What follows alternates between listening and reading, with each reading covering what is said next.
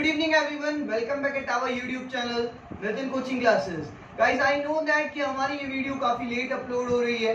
हमारी जो last video इस YouTube चैनल पे थी वो 25 दिन पहले थी और आज ही हमारी वीडियो अपलोड हो रही है. लेकिन मैं आप लोगों से वादा करता हूँ कि मैं और हमारी पूरी टीम कोरोना वायरस की इस क्रिटिकल सिचुएशन में जिस पर्पस को लेके YouTube प्लेटफॉर्म पे आए थे वो हम पूरा करेंगे, डेफिनेटली पूरा करेंगे. जिन लोगों को नहीं पता कि हम लोग क्या करते हैं और आज हम क्या करने वाले हैं, या यूँ कहें कि जो लोग फर्स्ट टाइम हमारे YouTube चैनल पे आए हैं उन्हें मैं बताना चाहूँगा कि मैं और हमारी पूरी टीम मैथ्स को इजी और बहुत इजी बनाने का काम करते हैं. इन शॉर्ट वे कि स्टूडेंट्स को बहुत इजी वे में कॉन्सेप्चुअल तरीके से मैथ सिखाने का काम करते हैं.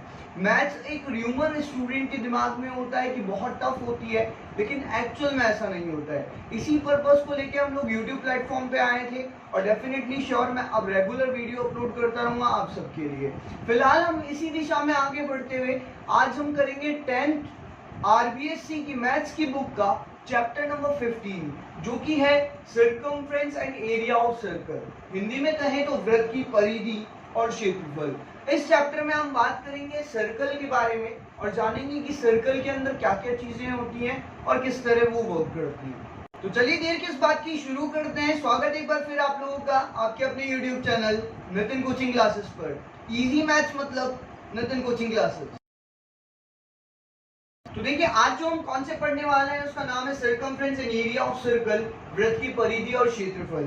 देखिए मैं मेरे फर्स्ट टाइम जो स्टूडेंट्स इस कॉन्सेप्ट को पढ़ रहे हैं, फर्स्ट टाइम जो हमारे वीडियो पे आए हैं, उन लोगों को बताना चाहूंगा कि मैं ये चैप्टर कंटिन्यू पढ़ा रहा हूँ, लेकिन मैं फिर भी इस चीज की कोशिश करूंगा, पूरी कोशिश करूंगा कि आप लोगों को बिल्कुल बेसिक कॉन्सेप्ट से इसको पढ़ा सकूं.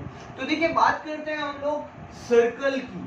देखिए सर्कल के बारे में आप सब लोग जानते होंगे कि सर्कल होता क्या है, और जिसको नहीं पता उसको मैं बता दूं कि छोटे छोटे पॉइंट से मिलकर बनने वाली क्लोज्ड राउंड फिगर को हम क्या बोलते हैं जी? सर्कल कहते हैं, वृत्त कहते हैं. देखिए जी ये एक सर्कल है, एक वृत्त हमने लिया, छोटे छोटे पॉइंट्स हैं इसके अंदर और ये क्लोज फिगर है, क्लोज राउंड फिगर है. इसी को हम क्या बोलेंगे? वृत्त यानी कि सर्कल.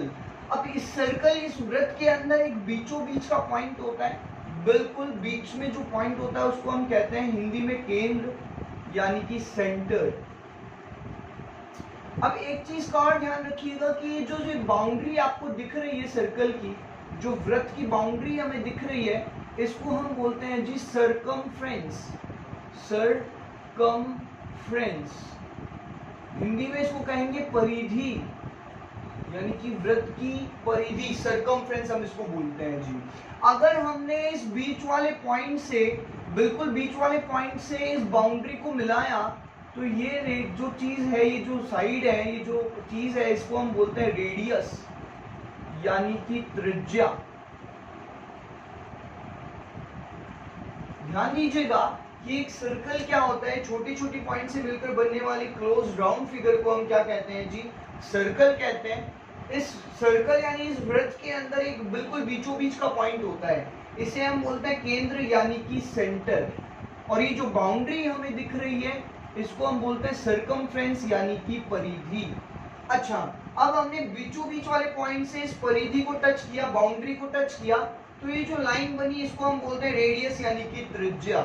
अच्छा, अगर मैं रेडियस का डबल कर दूं यानी कि रेडियस को दोनों बाउंड्री से मिला दूं तो इसको हम बोलते हैं डायामीटर. डायामीटर यानी कि व्यास. ये कुछ बेसिक्स नॉलेज है जो मैं आपको दे रहा हूँ सर्कल के बारे में. इसके बाद में 10th क्लास के लेवल की हम बात करने वाले हैं. फिलहाल वापस सुन लीजिएगा कि ये जो छोटे छोटे पॉइंट से मिलकर बनने वाली ये जो क्लोज राउंड फिगर है, इसी को हम क्या कहते हैं? सर्कल यानी कि वृत्त. और उसके बाद में ये जो बीचों बीच वाला पॉइंट है, ये वृत्त यानी कि सर्कल का एकदम बीचों बीच वाला पॉइंट है, इसको हम बोलते हैं केंद्र यानी कि सेंटर. उसके बाद में ये जो बाउंड्री आपको दिख रही है, इस बाउंड्री को ही हम क्या कहते हैं? सर्कमफ्रेंस यानी कि परिधि.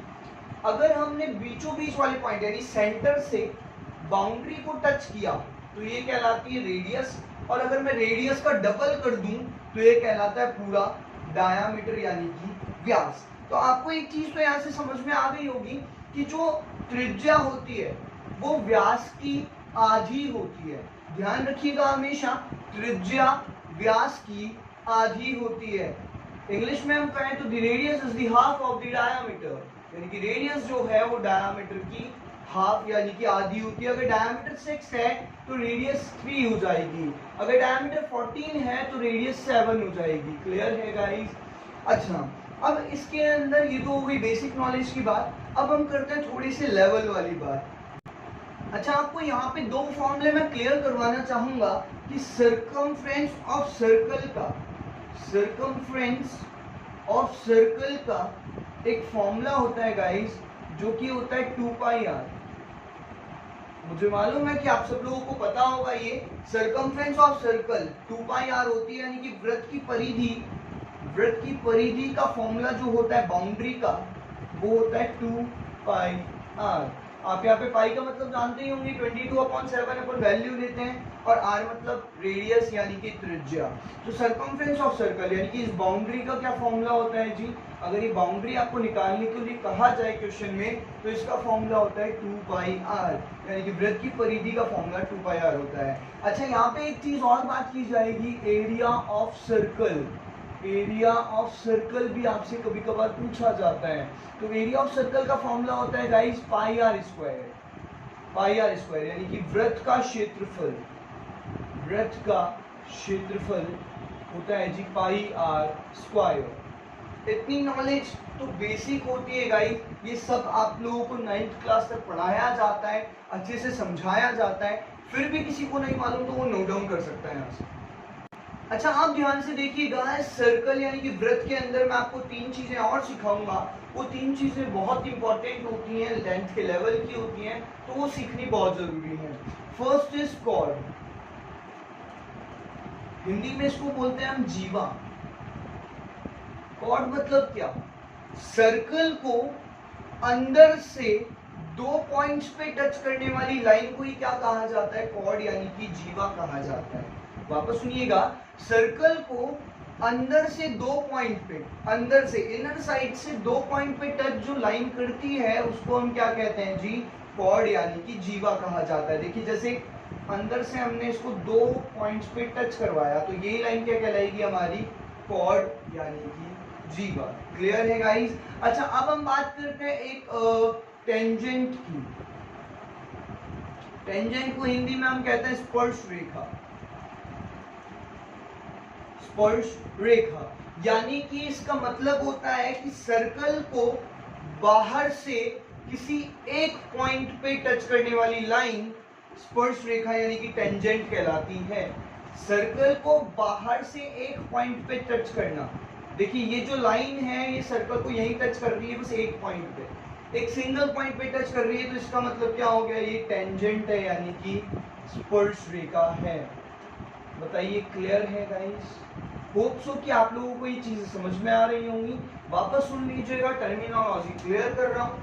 ये जो सर्कल है, ये जो वृत्त है, इसको बाहर से एक पॉइंट पे टच करने वाली लाइन स्पर्श रेखा, स्पर्श कर रही है, एक पॉइंट पे स्पर्श कर रही है, स्पर्श रेखा, टेंजेंट। क्लियर है? जो अंदर से 2 पॉइंट्स पे टच कर रही है उसको हम बोलते हैं कॉर्ड यानी कि जीवा। अच्छा, एक पॉइंट है सीकेंट। देखिए, ये बहुत कम लोगों को पता होता है, फिर भी मैं आप लोगों को बता रहा हूँ, आज के बाद नॉलेज में रखिएगा। सीकेंट यानी कि छेदक रेखा, हिंदी में इसको बोलते हैं हम छेदक रेखा। क्या होती है छेदक रेखा? कि जो बाहर से आई, सर्कल के बाहर से आई और काटती हुई बाहर चली गई। वापस सुनिएगा, बाहर से आई और काटती हुई बाहर की तरफ चली गई, उसे हम कहते हैं सीकेंट यानी कि छेदक रेखा। क्लियर है? ये 3 टर्म्स को ध्यान में रखिएगा, हमारे काम में ये तीनों ही आने वाले हैं। क्लियर है? तो अब हम मूव करते हैं हमारे 10th के लेवल के कॉन्सेप्ट की तरफ। देखिए गाइस, यहाँ पे हम बात करते हैं अगर 10th के लेवल के कॉन्सेप्ट की, तो 10th का 15 चैप्टर का कॉन्सेप्ट क्या कहता है? यहाँ पे आपको 2 चीजें मेनली पढ़नी होती हैं, जो कि है सेक्टर और सेगमेंट, यानी कि त्रिज्यीय खंड और वृत्तखंड। हम एक एक चीज को डिटेल वाइज यहाँ पे पढ़ेंगे। आइए सबसे पहले हम बात करते हैं सेक्टर यानी कि त्रिज्यीय खंड की। अगर मैं वीडियो से बाहर हो जाऊं तो आपको केवल इसको फोकस करके ध्यान लगा के पढ़ना है। ध्यान दीजिएगा, सेक्टर यानी कि त्रिज्यीय खंड। सेक्टर यानी त्रिज्यीय खंड एक वृत्त का एक पार्ट होता है, सर्कल का ही एक पार्ट होता है। क्या पार्ट होता है? ध्यान से सुनिएगा। अगर हमने यहाँ पे 2 रेडियस ली,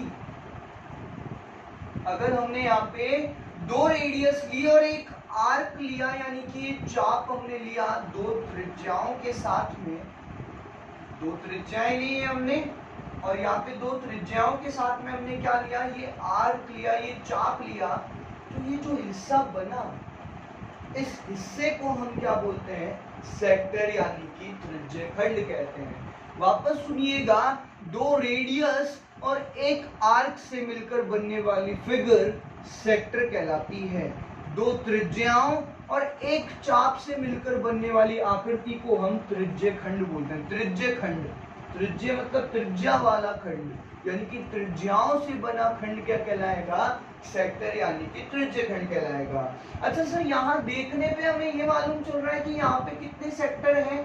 सर देखिए, एक तो ये सेक्टर हो गया, छोटा वाला दिख रहा होगा। सर एक ऊपर वाला भी तो हो सकता है, देखिए दो रेडियस ये और एक आर्क ये ले लो आप, तो सर ये भी तो हमारा क्या हुआ, सेक्टर हुआ।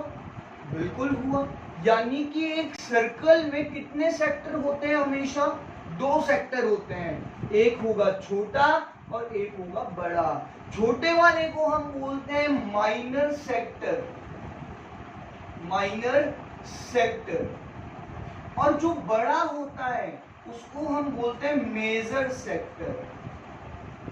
यानी कि अगर हिंदी में बात करूं तो माइनर सेक्टर मतलब लघु त्रिज्यखंड,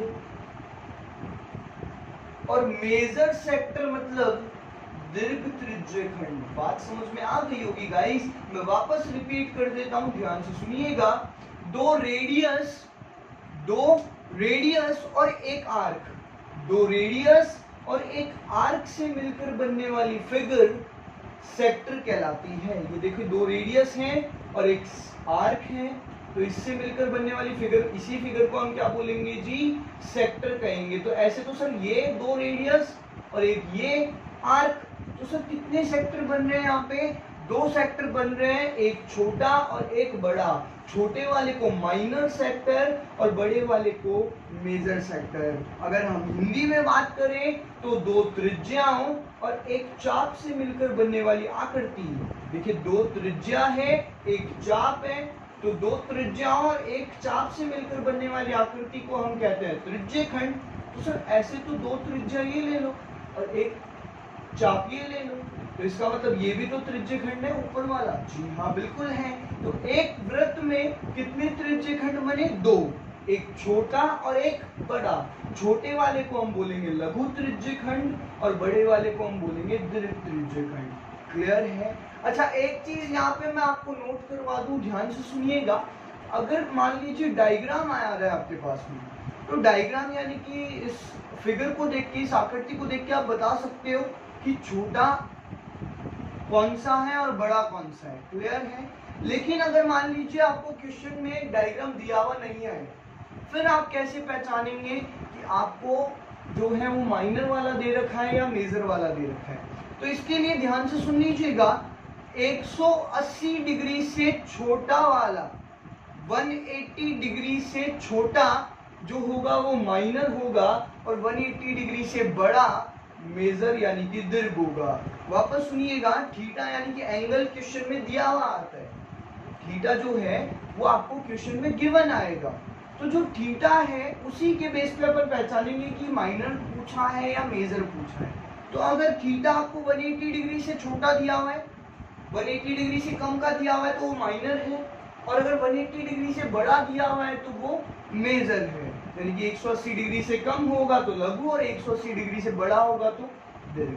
अब आपके दिमाग में क्वेश्चन आ रहा होगा, सर फिक्स 180 डिग्री हुआ तो फिर वो अर्धवृत्त हो जाता है बेटा, सेमी सर्कल हो जाता है, आधा वृत्त। देखो ना बेटा, अगर ये वृत्त आपने लिया और इसका बिल्कुल 180 डिग्री ले लिया यहाँ पे, बिल्कुल 180 डिग्री है, तो ये क्या हो जाएगा, आधा वृत्त हो जाएगा। बोलिए जी क्लियर है। तो आधे वृत्त का तो हम फॉर्मूला अलग ही रखते हैं, हाँ या ना, ठीक है जी। तो ये थी सेक्टर की बात। वापस सुनिएगा, दो रेडियस और एक आर्क, दो त्रिज्याएं और एक चाप से मिलकर बनने वाली आकृति त्रिज्यखंड कहलाती है, यानी सेक्टर कहलाती है। क्लियर है। छोटा माइनर सेक्टर और बड़ा मेजर सेक्टर, यानी कि लघु त्रिज्यखंड और दीर्घ त्रिज्यखंड। आ जाइए बात करेंगे हम सेगमेंट यानी कि वृत्तखंड की। चलिए जी अब हम बात करते हैं सेगमेंट क्या होता है यानी कि वृत्तखंड क्या होता है। ध्यान दीजिएगा, सेगमेंट यानी कि वृत्तखंड, एक कॉर्ड यानी कि जीवा, ये कॉर्ड बताई थी मैंने अभी आप लोगों को, एक कॉर्ड और एक आर्क से मिलकर बनने वाली फिगर, एक कॉर्ड और एक आर्क से मिलकर बनने वाली फिगर को हम क्या कहते हैं जी, सेगमेंट कहते हैं, वृत्तखंड कहते हैं। एक जीवा और एक चाप से मिलकर बनने वाली आकृति क्या कहलाती है जी, वृत्तखंड यानी कि सेगमेंट कहलाती है। वापस सुनिएगा, ये क्या है, जीवा है, कॉर्ड है, और ये क्या है, चाप, आर्क। तो एक कॉर्ड और एक आर्क से मिलकर बनने वाली फिगर सेगमेंट यानी कि एक जीवा और एक चाप से मिलकर बनने वाली आकृति वृत्तखंड कहलाती है। तो देखो यहाँ पे भी दो वृत्तखंड होंगे। देखो कैसे, एक जीवा ये ले लो और एक चाप ये ले लो।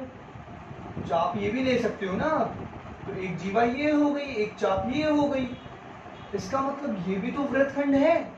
तो इसका मतलब एक सर्कल में कितने सेगमेंट हुए गाइस, दो सेगमेंट हुए। एक वृत्त में दो वृत्तखंड होते हैं, दो कौन कौन से, एक छोटा और एक बड़ा। वैसे ही ठीक छोटे वाले को हम बोलेंगे माइनर सेगमेंट यानी कि लघु वृत्तखंड, और बड़े वाले को हम बोलेंगे मेजर सेगमेंट यानी कि दीर्घ वृत्तखंड। बताइए जी क्लियर है या नहीं? होप सो कि आप लोगों को समझ में आ रहा होगा। जिसको नहीं आई बात समझ में, वो वापस बता देता हूं। एक कॉर्ड और एक आर्क, एक कॉर्ड और एक आर्क से मिलकर बनने वाली फिगर को हम क्या कहते हैं, सेगमेंट कहते हैं। और एक सर्कल में कितने सेगमेंट होते हैं, दो सेगमेंट होते हैं, एक छोटा और एक बड़ा। छोटे वाले को माइनर सेगमेंट और बड़े वाले को मेजर सेगमेंट। अगर हिंदी में हम बात करें तो एक जीवा और एक चाप से मिलकर बनने वाली आकृति, एक जीवा और एक चाप से मिलकर बनने वाली आकृति को हम क्या कहते हैं, वृत्तखंड। और यहाँ पे कितने वृत्तखंड होते हैं जी एक वृत्त में, दो, एक छोटा होगा और एक बड़ा होगा। छोटे वाले को माइनर यानी कि लघु वृत्तखंड और बड़े वाले को दीर्घ वृत्तखंड। बताइए जी क्लियर है? अब यहाँ पे इन चारों के अपने अपने फॉर्मूले होते हैं गाइस, अपने अपने फॉर्मूले बनते हैं इन चारों के। देखिए मैं आपको एकदम शॉर्ट में समझाऊंगा, ध्यान से सुनिएगा। ये एक पूरा सर्कल है, तो सर्कल का एरिया क्या होता है, सबसे पहले तो ये बताओ मेरे को। सर्कल का, वृत्त का क्षेत्रफल अभी भी बताया था मैंने आपको, वृत्त का क्षेत्रफल होता है गाइस पाई आर स्क्वायर। बताया था या नहीं बताया था? वृत्त का क्षेत्रफल क्या होता है, पाई आर स्क्वायर होता है। और यहाँ पे ये क्या बनता है जी, एंगल यानी कि थीटा। तो इसमें थीटा आएगा। और कितने में से बनता है ये पूरा, 360 में से बनता है, इसलिए बटे में क्या आ जाएगा, अपॉन में क्या आ जाएगा, 360। तो जी फॉर्मूला क्या हुआ माइनर सेक्टर का, पाई आर स्क्वायर थीटा अपॉन 360। बताइए क्लियर है? यानी पाई आर स्क्वायर थीटा बटे 360 डिग्री इसका क्या फॉर्मूला होता है, माइनर सेक्टर का फॉर्मूला होता है। क्लियर है? अच्छा अगर हम मेजर पे जाएं तो सर मेजर में भी यही सेम कहानी है कि भैया पाई आर स्क्वायर तो सर्कल का है ही है, पाई आर स्क्वायर तो इस पूरे वृत्त का होता ही है। लेकिन अब हमको ये वाला थीटा चाहिए, ऊपर वाला, क्योंकि भाई ऊपर वाले की बात कर रहे हैं तो ऊपर वाला थीटा चाहिए होगा। तो ऊपर वाला थीटा कहाँ से आएगा, या तो क्वेश्चन में दे रखा है, और अगर नहीं दे रखा तो ये वाला दे रखा होगा। तो फिर ये वाला कैसे निकालेंगे, 360 में से ये थीटा माइनस हो जाएगा, तभी तो आएगा 360 माइनस थीटा, ये वाला। बोलो हाँ या ना? क्लियर है? पूरा एक बिंदु के अगर हम पूरा घूम जाए तो ये कितने डिग्री होता है, एक पॉइंट के अगर हम चारों तरफ घूम जाते हैं तो वो 360 डिग्री होता है। अब 360 से ये तो थीटा हो गया, तो ये कितना बचा, 360 माइनस थीटा। यानी कि इसका फॉर्मूला बनेगा pi r square 360 minus theta upon 360। बताइए जी क्लियर है क्या फॉर्मूला बनेगा? वापस सुन लीजिएगा। माइनर सेक्टर का तो क्लियर है, इस छोटे वाले का तो पाई आर स्क्वायर थीटा बन रहा है, कितने में से बन रहा है, पूरे में से, 360 में से। क्लियर? और बड़े वाले का क्लियर होना चाहिए कि भाई पाई आर स्क्वायर तो है ही है, साथ में ये वाला थीटा 360 माइनस थीटा, और कितने में से बन रहा है 360 में से बन रहा है। जैसे सपोज करो कि ये 60 है तो ये कितने का बचेगा 300 का बचेगा। सेम कहानी तो हम बोल रहे हैं। क्लियर है गाइस। और अब आइए बात करते हैं हम सेगमेंट की, यानी कि माइनर सेगमेंट और मेजर सेगमेंट, यानी कि लघु त्रिज्यखंड और लघु वृत्तखंड और दीर्घ वृत्तखंड की हम बात करते हैं। तो देखिए हम बात करते हैं सेगमेंट की, तो सेगमेंट के अंदर भी यहाँ पे दो पार्ट है, माइनर और मेजर, यानी कि लघु और दीर्घ। तो सबसे पहले हम बात करते हैं ये लघु वाले की, यानी कि माइनर वाले की। ये माइनर सेगमेंट किस तरह से निकलेगा, तो सपोज कीजिए कि यहाँ पे मैं इस पार्ट को लेता हूँ, इस पूरे पार्ट को।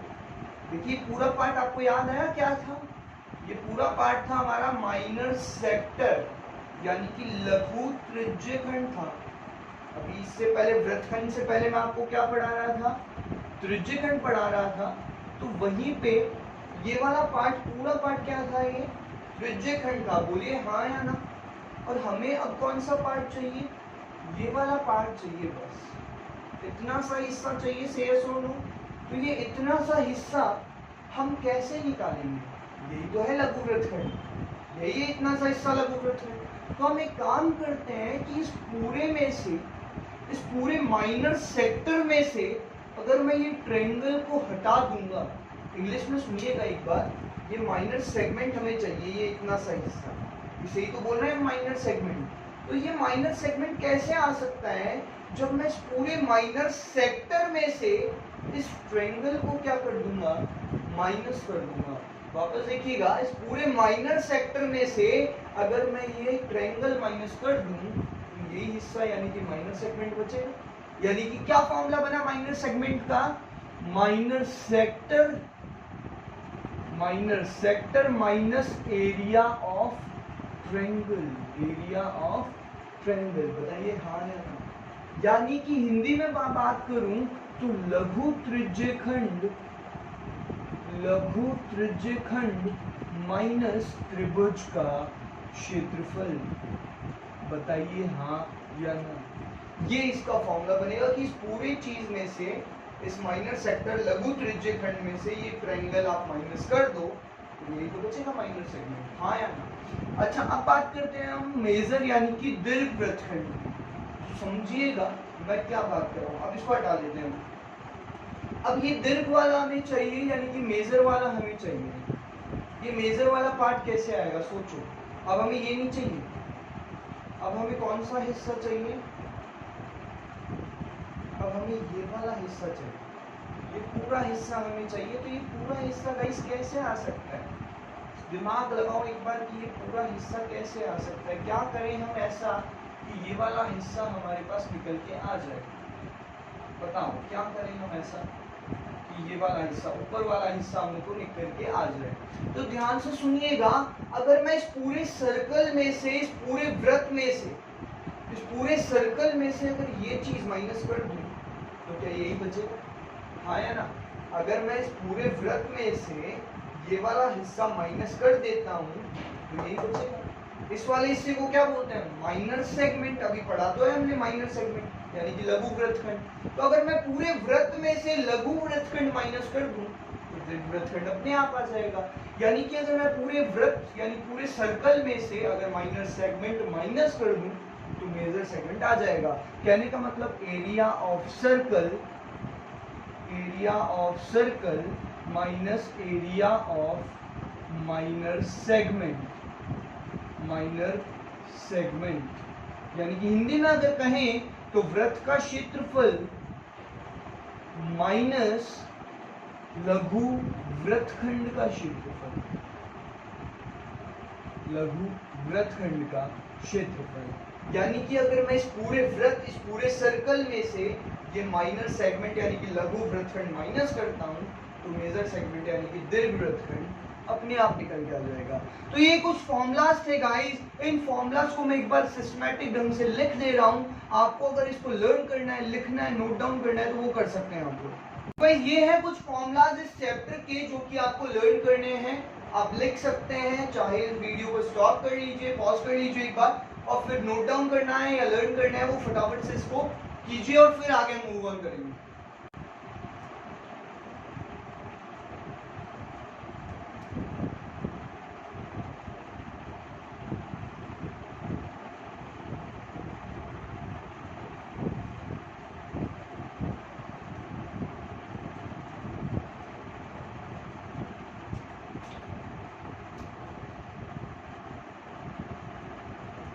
तो चलिए गाइस हम मूव ऑन करते हैं हमारी एक्सरसाइज नंबर 15.2 का क्वेश्चन नंबर 4।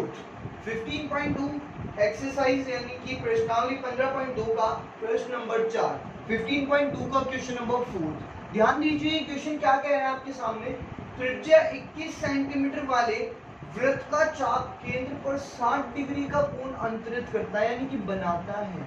यानी कि एक चीज आपको समझ में आई, if a arc of circle of radius 21 centimetre, यानी कि एक सर्कल का एक आर्क है, एक चाप है जो कि सेंटर पे कितने डिग्री का एंगल बना रहा है, 60 डिग्री का एंगल बना रहा है। और रेडियस कितनी बता रखी है, उसकी त्रिज्या कितनी बता रखी है, 21। वापस सुनिएगा क्वेश्चन को एक बार। क्वेश्चन क्या कह रहे हैं, त्रिज्या 21 सेंटीमीटर वाले वृत्त का चाप। इससे आप क्या समझे कि त्रिज्या कितनी है उस वृत्त की चाप की, 21 सेंटीमीटर त्रिज्या है और वृत्त का चाप है जो कि केंद्र पर कितने डिग्री का कोण बना रहा है, 60 डिग्री का। समझिए इसको कुछ इस तरह से कि ये एक चाप है देखिए, और ये चाप जो है वो केंद्र मान लीजिए यहाँ पे है, तो सेंटर पे ही कितने डिग्री का एंगल बना रहा है, 60 डिग्री का, यानी कि यहाँ 60 डिग्री बन रहा है। यस और नो।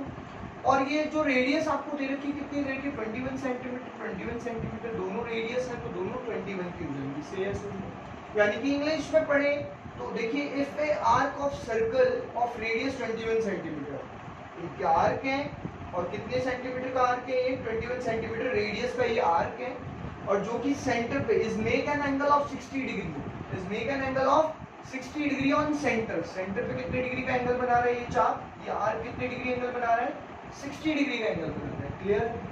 अब पूछा क्या है, ज्ञात करो देन फाइंड। क्या पूछा है, लेंथ ऑफ आर्क यानी कि चाप की लंबाई, यानी कि इस चाप की लंबाई क्या है, इस आर्क की लेंथ क्या है। तो अभी मैंने एक आपको फॉर्मूला लिखवाया था लेंथ ऑफ आर्क का। First formula length of arc का फॉर्मूला था अभी, लेंथ ऑफ आर्क यानी कि चाप की लंबाई का जो फॉर्मूला होता है वो आप लोगों के सामने होता है 2 पाई आर थीटा अपॉन 360। वापस सुन लीजिएगा, 2 पाई आर थीटा अपॉन 360। मैं आंसर चालू कर चुका हूँ, देख लीजिएगा आंसर नंबर 4। पहला आपको पूछ रहा है लेंथ ऑफ आर्क यानी कि चाप की लंबाई। तो लेंथ ऑफ आर्क का फॉर्मूला क्या होता है जी, 2 पाई आर थीटा अपॉन 360। तो सुनिएगा, 2 का 2, पाई की वैल्यू 22/7 अपन रखते ही हैं। रेडियस यहाँ पे हमको त्रिज्या कितनी दी हुई है जी, 21 इंटू थीटा। थीटा बोले तो एंगल, कितने डिग्री का कोण है, 60 डिग्री का कोण है, 60 डिग्री का कोण है, और कितने अपॉन में क्या है, 360 है। बताइए जी, क्लियर है। अब काट लीजिए इसको, किस तरह से हम कट करेंगे, देखो 7 3 जा 21। वापस सुनिएगा, 7 3 जा 21, 0 से 0 कट जाएगा, 6 6 जा 36 कट गया, 3 2 जा 6 कट गया, 2 से 2 कट जाएगा, बचा क्या हमारे पास में 22 सेंटीमीटर, यानी कि चाप की लंबाई लेंथ ऑफ आर्क कितनी आ गई, 22 सेंटीमीटर की आर्क आ गई। बताइए जी, क्लियर है। फॉर्मूले से हमने फाइंड आउट किया और ये हमारे सामने निकल के आ गया। एक बार मैं आपको वापस से बता देता हूँ, ध्यान से सुनिएगा, काटापीटी में आपको वापस से बता देता हूँ। यहाँ पे लेंथ ऑफ आर्क का क्या फॉर्मूला होता है guys, 2 pi r theta upon 360। तो देखिए 2 का 2 आ जाएगा, पाई की वैल्यू 22/7 हो जाएगी, रेडियस यहाँ पे हमारे पास में 21 है, थीटा हमारे पास में 60 का है, अपॉन में कितना है, 360 है। तो देखिए किस तरह से मैंने कट आउट किया, यहाँ पे 7 3 जा 21 हो गया, 0 से 0 कट गया, 6 6 जा 36 कट गया, 3 2 जा मैंने 6 काट दिया, और 2 से 2 काट दिया।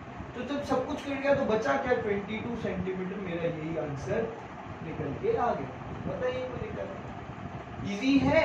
चलिए अब हम सेकंड पे मूव करते हैं। सेकंड क्या पूछ रहा है, त्रिज्यखंड का क्षेत्रफल यानी कि area of sector. Area of sector आपको बताया नहीं गया कि भैया त्रिज्यखंड कौन सा है, लघु वाला है या दीर्घ वाला है। आपको क्वेश्चन ने कुछ नहीं कहा, आपको केवल इतना सा बताया गया, एरिया ऑफ सेक्टर निकालो, त्रिज्यखंड का क्षेत्रफल निकालो, और कुछ नहीं कहा कि कौन सा सेक्टर है, छोटा है बड़ा है। क्लियर है। मैंने आपको बताया था कि जब क्वेश्चन में कुछ भी नहीं दे, डायग्राम, वैसे तो देखो आपको डायग्राम तो खुद ने आपने बनाया है, डायग्राम आपको क्वेश्चन में नहीं दिया हुआ, लेकिन आप किससे पढ़ के पता लगा सकते हो, एंगल से पढ़ के, थीटा से पढ़ के। थीटा कितने डिग्री का है, 60 का है, 180 डिग्री से छोटा है, 180 डिग्री से कम है तो कौन सा निकलेगा? एरिया ऑफ माइनर सेक्टर निकलेगा। बताइए क्लियर है क्या? एरिया ऑफ माइनर सेक्टर निकलेगा, यानी कि लघु त्रिज्यखंड का क्षेत्रफल निकलेगा। लघु त्रिज्यखंड का क्षेत्रफल, और बहुत इजीली निकाल सकते हैं हम ये, क्योंकि हमारे पास में फॉर्मूला होता है pi r square theta upon 360। तो ध्यान दीजिएगा पाई की वैल्यू 22/7 हो जाएगी। रेडियस कितनी है यहाँ पे? 21।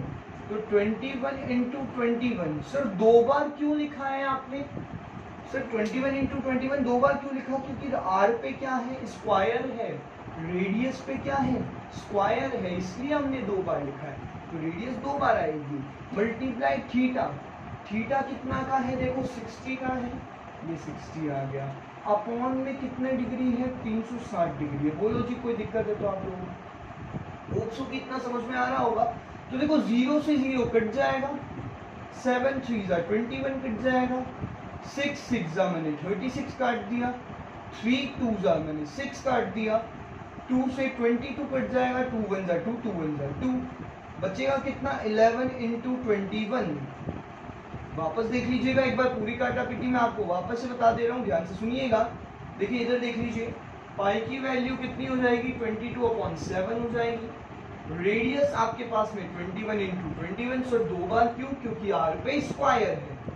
सर थीटा कितने डिग्री का है?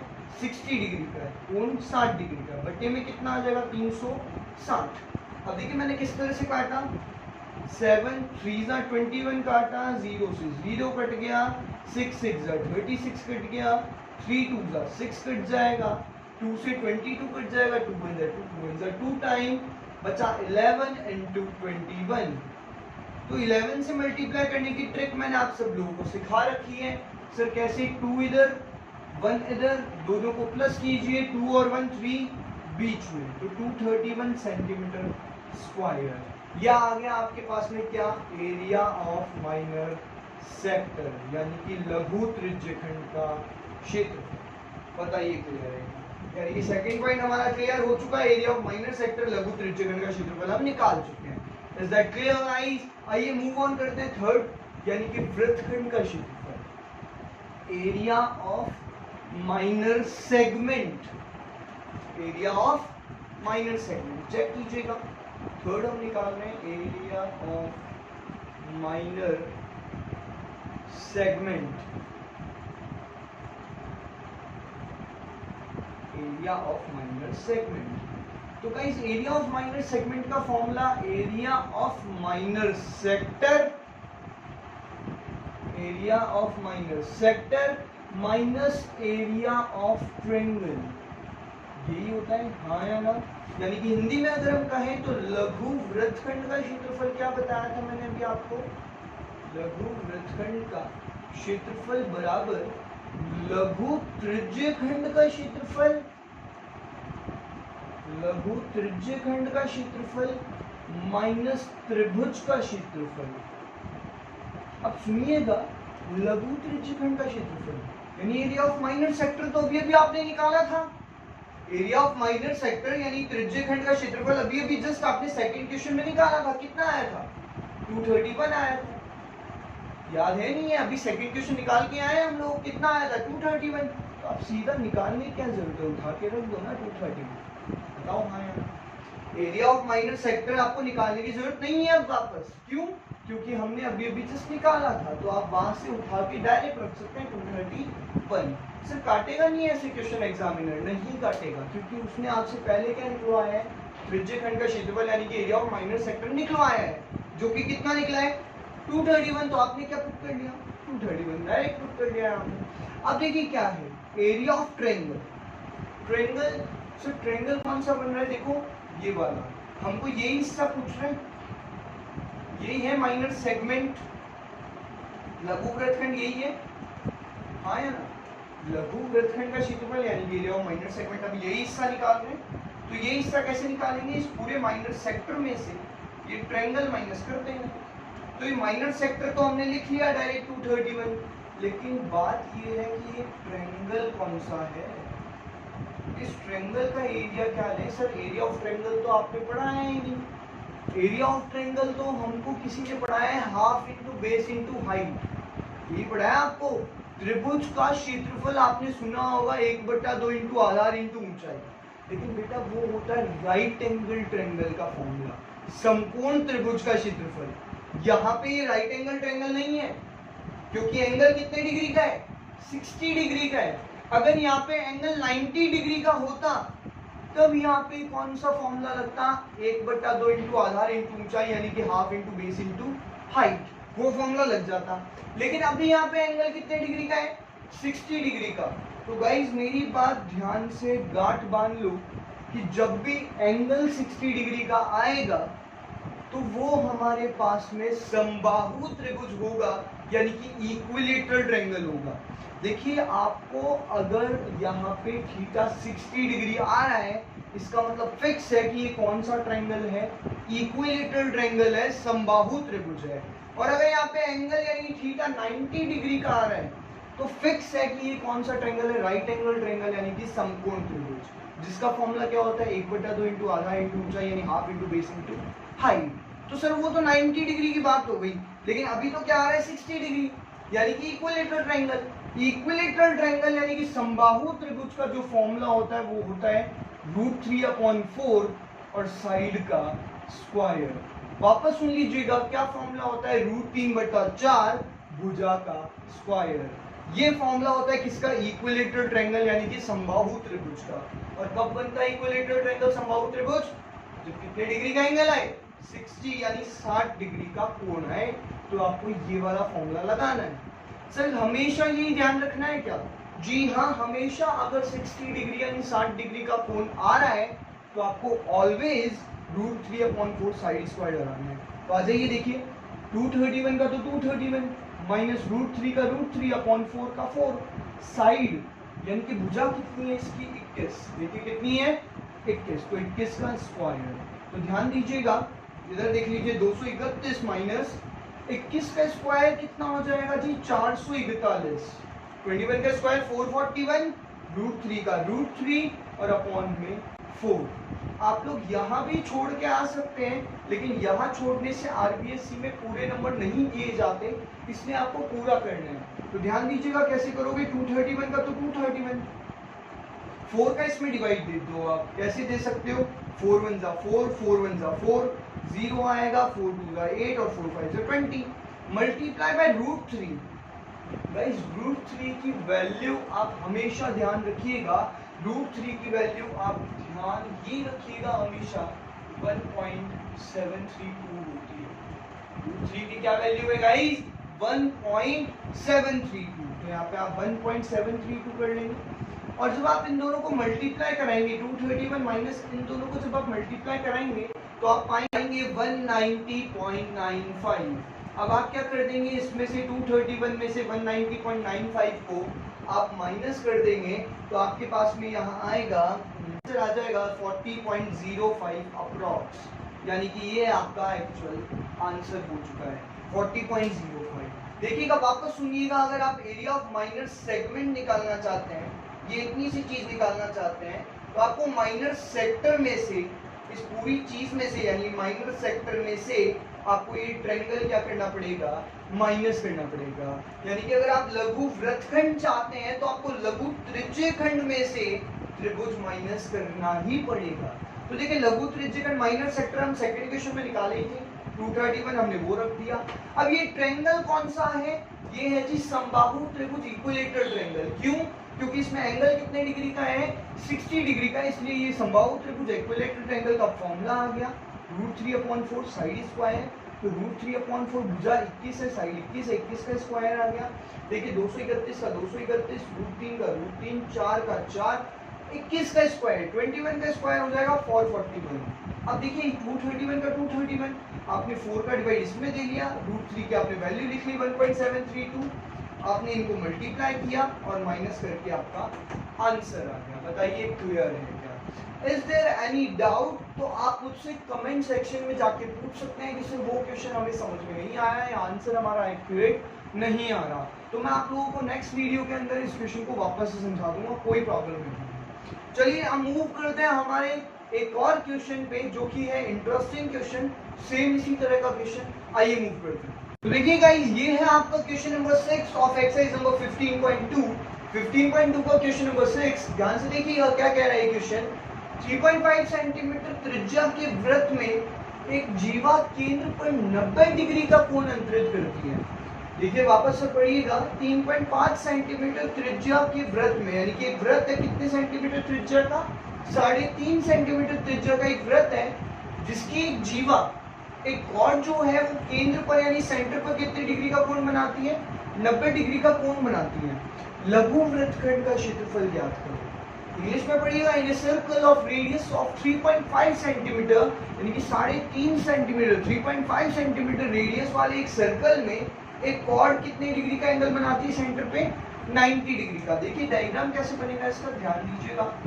एक सर्कल है जिसकी रेडियस कितनी है जी, जिसकी रेडियस है आप कह सकते हो उसकी रेडियस कितनी है, 3.5, ये भी 3.5।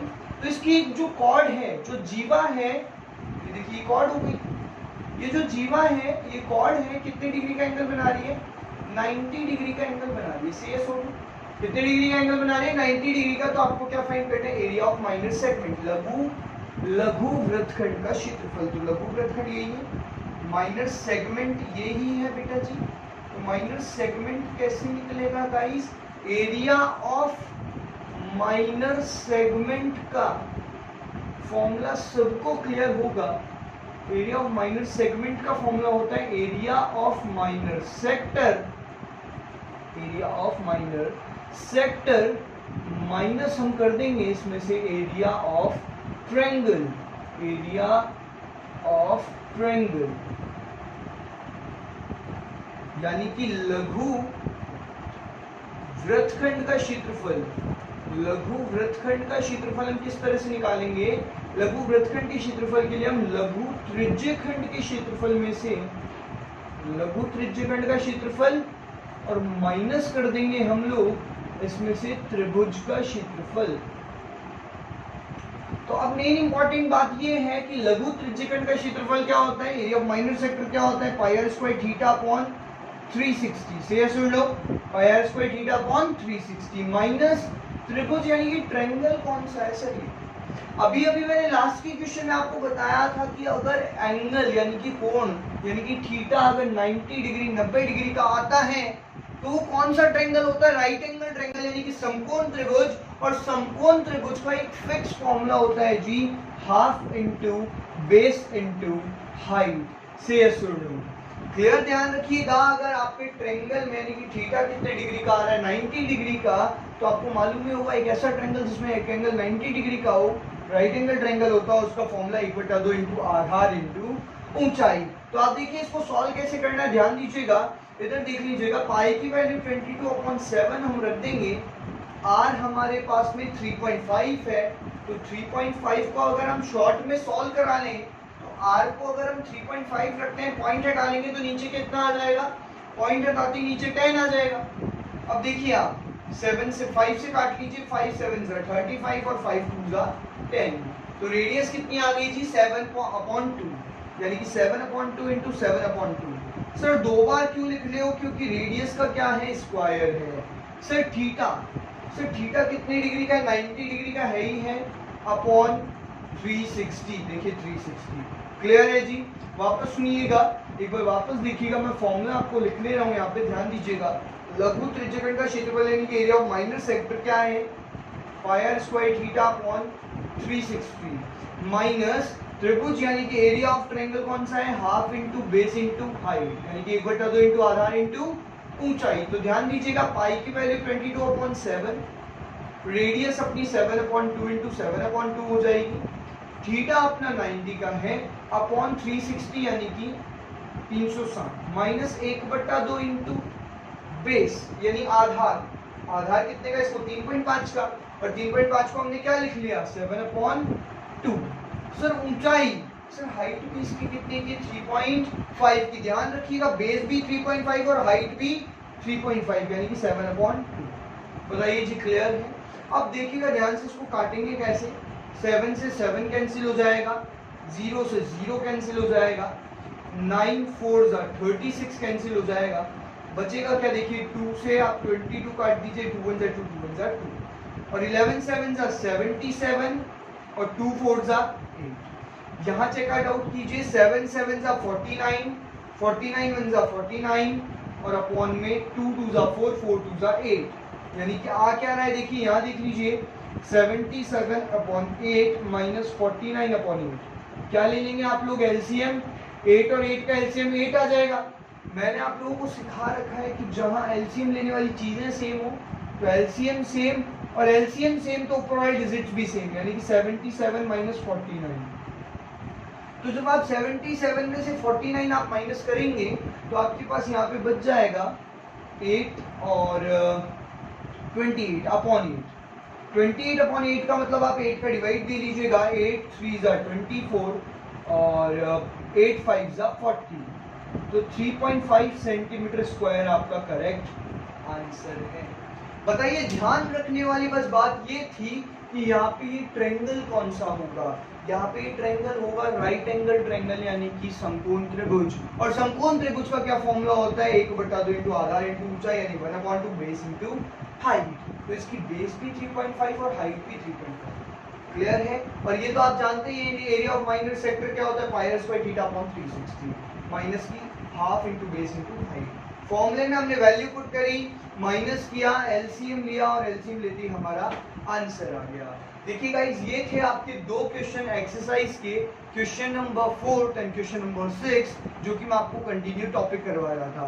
अब मैं आपको करवाऊंगा आगे नेक्स्ट वीडियो के अंदर एक्सरसाइज नंबर 15.3।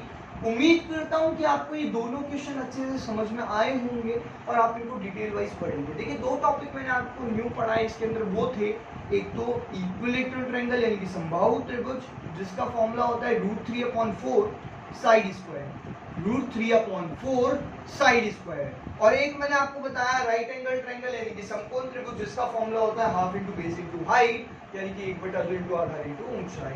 तो उम्मीद करता हूं कि आप सब लोगों को गाइस ये दोनों क्वेश्चन समझ में आए होंगे। आप मेरे को कमेंट सेक्शन में जरूर बताइएगा कि आपने पूरी वीडियो देखी है या नहीं। मैं उसी की अपीयरेंस को कंफर्म करूंगा जिसका कमेंट सेक्शन में कमेंट होगा कि यस सर मैंने वीडियो पूरी देखी है। और अगर आप लोगों को कोई भी कंफ्यूजन होता है तो कमेंट सेक्शन पूरा आपका है, आप जो भी क्वेश्चन पूछेंगे मैं उसको जरूर अपनी आने वाली वीडियो के अंदर इंक्लूड करूंगा। तो आज के लिए इतना ही गाइस, मिलूंगा आपसे नेक्स्ट वीडियो के अंदर एक्सरसाइज नंबर 15.3 के साथ में। तब तक आप इन दोनों क्वेश्चंस को अच्छे से प्रिपेयर कर लीजिएगा। कल ही इवनिंग में इसी टाइम पे आप लोगों को वीडियो मिल जाएगी। तो उम्मीद करता हूं कि सब लोग, आप जितने ड्यूरेशन मैंने आप लोगों को बताई है उन ड्यूरेशन के अंदर आप लोग अच्छे से प्रैक्टिस करेंगे वीडियो को देखते हुए। Thank you so much guys, मिलते हैं अगले वीडियो में। Till then take care, bye bye.